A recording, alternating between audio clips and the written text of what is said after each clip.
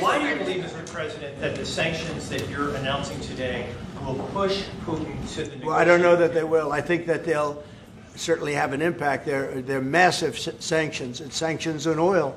The two biggest oil companies, among the biggest in the world, but they're Russian. They do a lot of oil. And hopefully it'll push, hopefully he'll become reasonable, and hopefully Zelensky will be reasonable too. You know, it takes two to tango, as they say. Do you still believe that Putin wants to take all of Ukraine? I always felt that way. I always felt he wanted to. When I was in my first term, I was with, I was very close to him, relatively speaking. It was harder because of the Russia hoax. But I would talk to President Putin about Ukraine, and it was the apple of his eye. I'd say it was the apple of his eye, but it would have never happened. He knew the consequences were too great. When we had a rigged election and all of a sudden I wasn't there, he said, wow. I think he looked at Afghanistan, how horribly that was handled, so stupidly.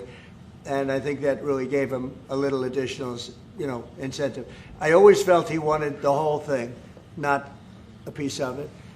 But I think now he's willing to negotiate a little bit further, and I think he's willing to make a deal. We'll see. Mr. President, We don't want him to have the whole thing.